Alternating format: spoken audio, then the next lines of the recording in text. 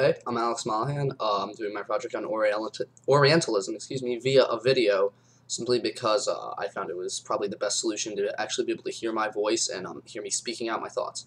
Now, in this video, I'm going to show images, but due to technical constraints as well as lack of technical know-how as well, I will not be able to show any video clips, which, while problematic, I believe is not detrimental to the content of this video. Alright, so the project that was assigned to me was, and to all of our class, was to find 5 examples of Orientalism in our culture, art, film, literature, etc. Alright, so for a medium, I chose to do the medium of film for Orientalism simply because I have the most experience with film. I've seen Orientalism in more films than in any other element of our culture, and I do have experience making films, writing films, stuff along those lines. So I believe that it is the best medium for me to explain, or the best medium to examine Orientalism in American culture, also because it's the most popular one and a very effective vehicle to convey moods and ideas. The first film that I chose to do was a film called The Sheik by Rudolph Valentino, filmed in 1921 in the silent film era. This film is a very prominent example of early Orientalism in American cinema. The Sheik has an overall very negative portrayal of Arabs, of Arab culture, and Middle Eastern culture in general. The most egregious scene that I can think of is one where the protagonist, the heroine, she enters a party, or a party such with only Arabs. She's a British expat, and she finds that they're like auctioning off women. Excuse me. They are auctioning off women, and as if they're like camels or other livestock of sorts, which is sort of showing the misogyny that is perceived to exist in Arab culture. And it's also a love story, so after she is taken by the Sheik, Rudolph Valentino, the titular character, it's sort of like a Stockholm Syndrome love story. She eventually develops or falls in love with her captor, and her captor is in a war with another tribe. This tribe is an Arabic tribe too, and in this war they kidnap the female protagonist, and he fights back. There's a large battle with another sheik and him, and he ultimately wins, and the woman decides she loves this man. And the final plot twist is, in fact, that the sheik isn't an Arab. He's actually British and Spanish, I believe. And this is, again, Orientalism. It's dismissing the people, the Arab culture and Arab peoples. It's putting them down because this man he ultimately turned out to be a noble figure, a very heroic figure, someone who is worth your time and worth your love. And they're saying that he's not an Arab, this great figure. So in a sense, it takes the one heroic Arabic character in this film and takes away the fact that he's an Arab, and it says that only Europeans can be heroes. It is a early example of this anti-Islamic bias, this attack on Islam and especially in Middle Eastern peoples, not just Islam, as a lesser people, one who are not capable of the same heroism as white Europeans are. And it's a fairly egregious early offender of Orientalism. The next example of Orientalism in film I'm using is the 1992 Disney film Aladdin, which is set in the Arabian Peninsula to the, I believe, 101 Nights Tale of the same name. And it's an animated film, and in it is very, very real examples of Orientalism. The best example I can find is, once again, that much like the Sheik, the primary hero is a white person, essentially. Aladdin has no discernible Arabic accent. It has no discernible stereotypical Arabic features, instead looking like someone who could be in any other Disney film about European heroes.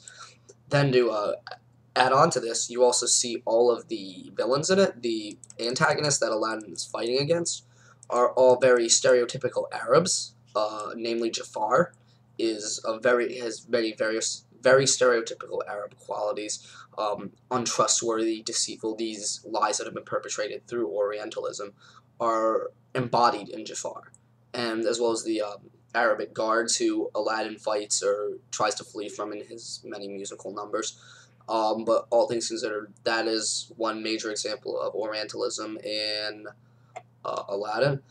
Another element about Aladdin that shows its Orientalistic tendencies is the setting, in fact. The setting of Agrabah is essentially an amalgam of all of the Western ideas of what it's like to live in a Middle Eastern city at the high point of the Caliphate. It does portray it as sort of a mystical place, something that doesn't change, something that is really, I guess, static. And while it may be fantastic, and, brilliant, I guess, a very nice place, it still shows that whole Oriental aesthetic used in Orientalism. On top of this, you also had the opening scene of Aladdin, which features a song which I, once again, don't believe I can get. But one of the most famous lines, and that line that Aladdin has taken a lot of flack for, is, oh, when they say that they cut your ear off, they don't like your face, or something along those lines. But really portraying the Arabic world as a brutal, uncivilized, backwards land where law doesn't exist, where there is no law to oversee the country. And this is another negative Arabic stereotype as just people who are ruled by their emotions, who are hot-headed like the desert that they live in. Completely completely inaccurately portraying the way that Arabs actually are and Arabic culture actually is. Another movie with these Oriental tendencies is the 2010 chick flick Eat, Pray, Love. This isn't a movie that I saw. I'm going to say that beforehand. I've only been heard about it. I've read articles about it, actually about its Orientalistic tendencies. It's sort of that movie, while it doesn't portray the Oriental people in a negative light, it doesn't portray the Orient in a negative light, it sort of portrays it as a static type of environment, something that doesn't change, a serene, less frantic way of living. It portrays the world that she goes to. It's part of this new subgenre of a white woman goes east to find herself, if you know what that is, or what I'm referring to. It was like Sex and the City did the same thing. But in this, she goes to the east and under the idea that foreigners are magical and can help you find yourself. And what the attitude that this movie kind of conveys is that in the East, it's much more, or in the Orient, it's much more relaxed and a lot less hustle and bustle in America. So, I mean, there is like a little undertone of judgment there because they aren't as productive as we Americans are. They don't do as much as we do, but you can, it's still zooming in on me, you can still find yourself in the East, in the Orient, and that is sort of an Oriental attitude, that it's someplace where you can find something new about yourself. And it's not it's not an aggressive Orientalistic attitude, it's not a bad one, but it is there, and it does have some pretty sinister undertones.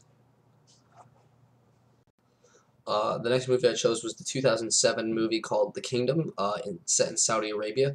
This movie is another action movie which chooses to use Arabs as the stock villain. And again, all Arabs, but the good Arabs, are terrorists or fanatics hell-bent on destroying Americans and foreigners. In this case, Al-Qaeda is the primary villain, but nevertheless, you see again, Arabs are just the Arabs in this movie are just used as disposable characters that can be riddled with bullets with little moral implication. It also shows in the end that the Arabian culture is just a never-ending cycle of violence, that it won't end, that there will still be fighting.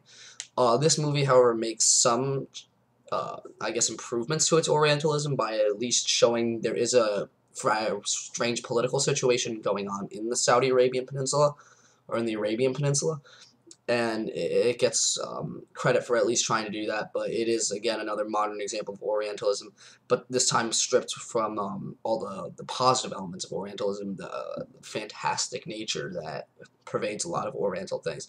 But once again, you're seeing a misrepresentation of Arab culture and really just a bad portrayal of Arabs as a whole.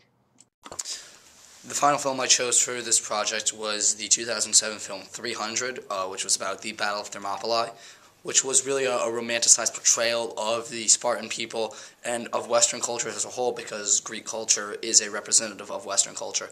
And this is another example of Orientalism mixed in the fantastic elements of Aladdin with the basically racism of the kingdom.